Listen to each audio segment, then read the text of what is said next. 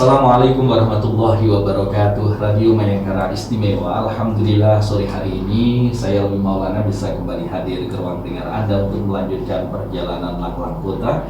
Silakan kawan-kawan Anda yang ingin bergabung untuk dialog di kesempatan kali ini, Anda bisa bergabung dengan kita bersama dengan PT Nabi Libatullah. Ada Ibu Hajah Eni Anam yang hadir untuk Anda. Kawan haji khusus ngantrinya cukup lama ya.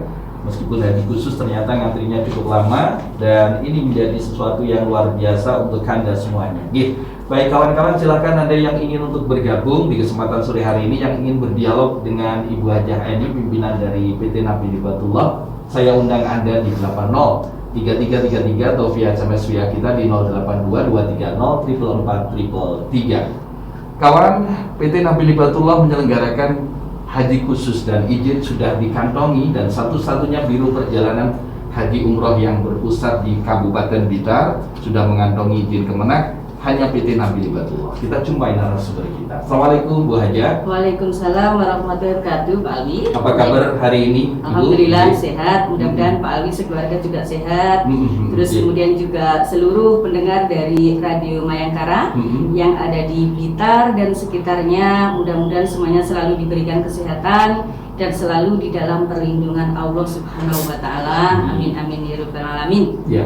Hari kemarin tanggal 1 November sudah ada pemberangkatan ya Bu ya untuk jemaah umroh dari Indonesia. Nah ini seperti apa Bu? Gambarannya apakah ada yang baru dari Saudi atau seperti apa? Ngeten Mbak Alwi, Nyun Sewu, makanya kita di NH Tour karena memang kita juga tahu siapa-siapa beliau yang berangkat ini, makanya kemarin juga sudah kita informasikan ke jamaah kita, ke calon jamaah umroh kita, itu itu kita informasikan semuanya. Jadi Nyun Sewu, yang berangkat pada tanggal 1 November itu, kemarin itu ya Bu? Betul, itu adalah para penyelenggara. Para penyelenggara, para pimpinan, ataupun yang kayak direkturnya dari travel umroh dan haji yang ada di Indonesia. Dan itu visanya adalah hadiah, Pak. Jadi visa gratis ya Bu? Betul, visanya visanya gratis. Terus kemudian juga banyak dari Nyun Sewu hotel, terus kemudian juga tiket Nyun Sewu itu juga disubsidi. Dalam artian apa? Ini sebagai uji coba, Pak Ali. Uji coba umroh di era new normal ini. Umroh di era new normal. Jadi sebelum kita berikan kepada jamaah, kita diberikan kesempatan untuk melihat, gitu. Kita diberi kesempatan untuk melihat dan bagaimana sih prosedurnya seperti itu. Jadi andaikan kita langsung ke sana dengan membawa jamaah, terus kemudian nanti kita mengikuti berbagai macam aturan-aturan yang sebelumnya tidak pernah kita lalui, gitu loh. Nah nanti kan bisa kedandapan ya Pak Ali. Makanya yang diberikan hadiah itu adalah para penyelenggara umroh dan haji khusus. Dan yang kemarin berangkat itu memang banyak yang dari asosiasi Ampuri, Sapuhi dan Aspurindo. Kalau asosiasi yang NH Tour ikuti itu memang belum mendapatkan jatah visa haji gratis. Visa umroh ini. Betul. Insya Allah nanti kalau kita mendapatkan juga, insya Allah nanti saya juga akan mengikuti Pak Ali. Karena tujuannya agar saya bisa memberikan pelayanan yang terbaik juga dan bisa memberikan informasi khususnya kepada calon jamaah NH Tour dan umumnya kepada seluruh warga masyarakat yang ada di Blitar dan sekitarnya. Artinya yang berangkat kemarin jemaah itu bukan jemaah umum ya Bu? Bukan Pak. Penyelenggara travel, hotel begitu, yang supaya nanti di sana mempunyai gambaran bagaimana pelayanan di era baru protap new normal ini. Betul. Dan pada kenyataannya Pak Alwi, Nyun Sewu, visa yang diberikan pada tanggal 1 November yang diberikan oleh pemerintah Saudi itu sebanyak 360 visa. Nah, dari 360 visa itu kemarin yang bisa terbang itu adalah kurang lebih 266 orang. Berarti sekitar 100 tidak bisa ya? Sekitar 100 itu yang 60 sekian itu visanya tidak keluar. Yang 60 sekian visanya tidak keluar. terus visanya tidak keluar itu karena apa? Karena memang menunggu hasil swabnya. Menunggu hasil swab itu sampai counter pesawat Saudi Air yang ditutup itu hasil swabnya itu belum keluar. Padahal sudah mau berangkat ya Bu? Iya betul.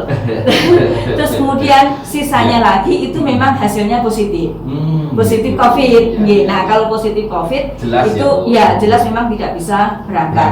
Dan tetap bahwa itu 3 hari karantina dulu Pak kemarin di Jakarta itu 3 hari karantina.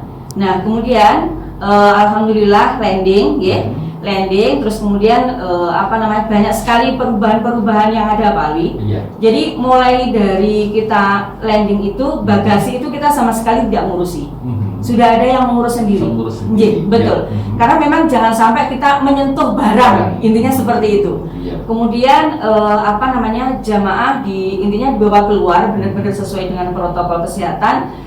Terus kemudian bahkan yang saya kunci kamar, kunci kamar hotel itu diberikan pada saat di bus. Karena jangan sampai di hotel jamaah akan menumpuk di lobi ketika menunggu kunci. Sampai segitunya Pak Ali. Terus kemudian setelah mendapatkan kunci, jamaah masuk ke kamar. Masuk ke kamar untuk karantina 3 hari. Oh masih karantina dilaksanakan betul ya Bu? Betul. Karantina 3 hari dan itu karantina di hotel bukan yang dimaksud itu tidak boleh keluar dari hotel. Bukannya tidak boleh keluar dari hotel, justru tidak boleh keluar dari kamar. Tidak boleh keluar dari kamar. Jadi setelah masuk di hotel, itu jamaah tidak boleh keluar dari kamar. Artinya di lobi, jagungan, nggak boleh. Cangkruk-cangkruk itu nggak boleh Pak. Boleh. Jadi benar-benar tidak boleh keluar dari kamar. Nah, justru yang yang ini tadi kita juga sempat kaget ngaten. Karena teman-teman yang ada di sana itu juga menginformasikan Nyun Sewu Pak Ali, bukannya kita tidak percaya, bukan, ngapunten sangat ini, dan ini memang benar-benar dan harus saya sampaikan kepada seluruh pendengar dari Radio Mayangkara, mungkin yang akan melaksanakan ibadah umroh ataupun keluarganya juga yang akan melaksanakan ibadah umroh, maupun khususnya nih jamaah umroh dari Enhatur, jamaah umroh dari Enhatur yang alhamdulillah juga sudah banyak yang mendaftar, dan kemarin itu kita punya tanggungan satu grup Pak Ali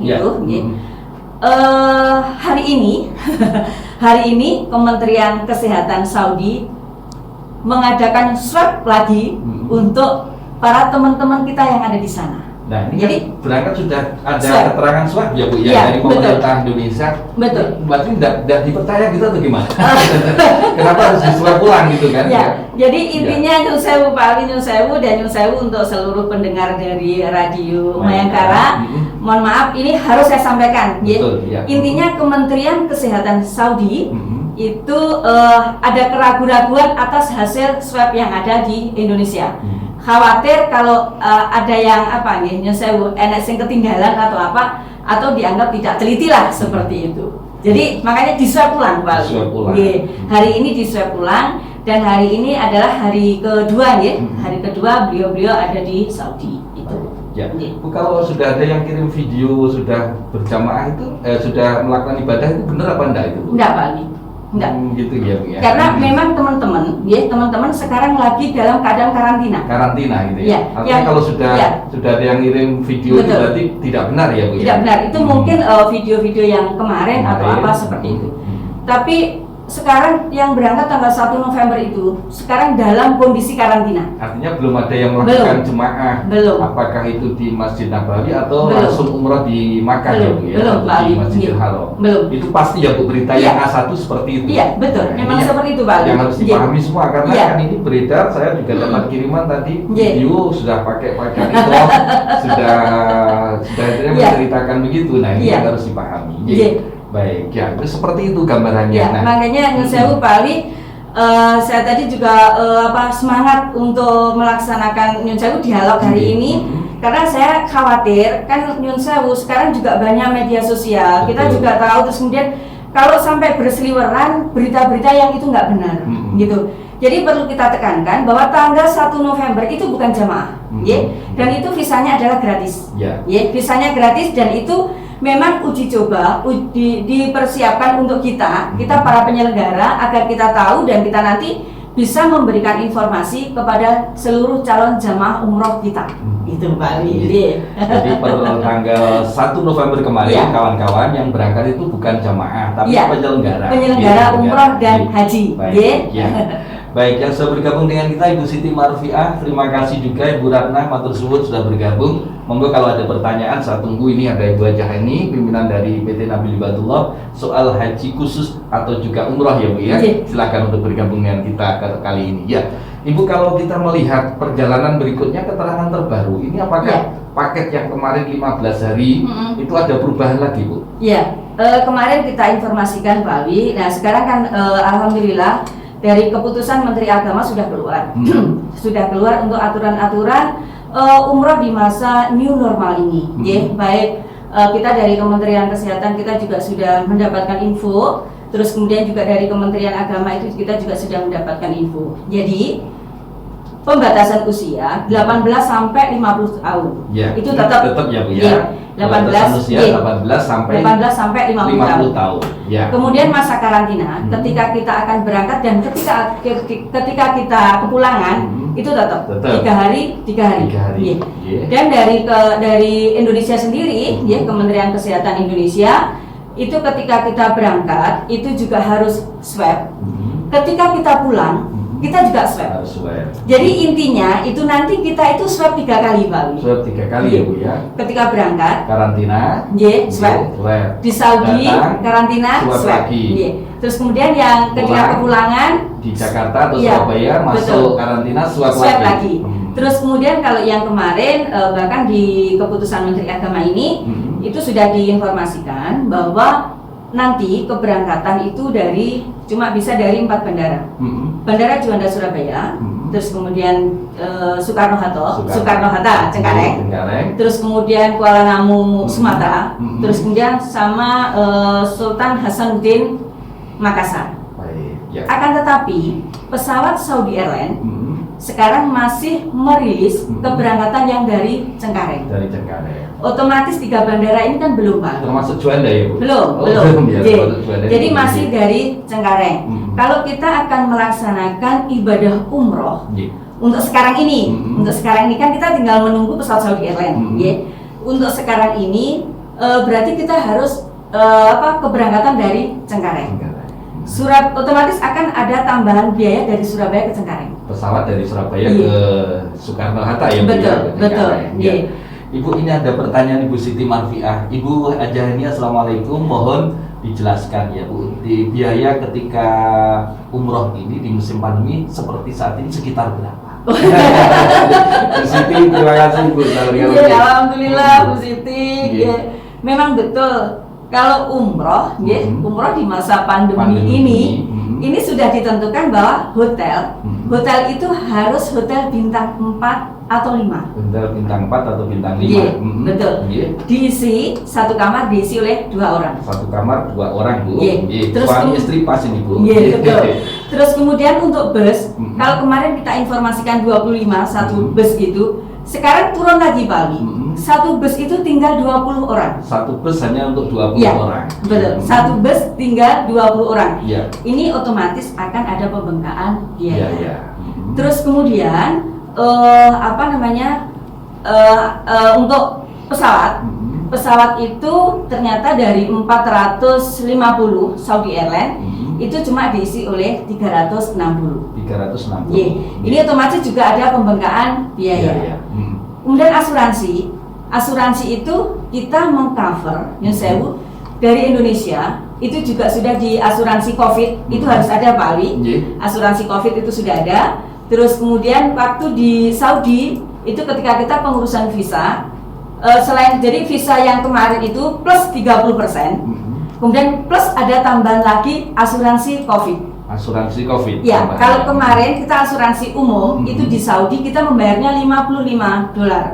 Sekarang ini asuransi COVID itu plus kita hitung tadi plus $28.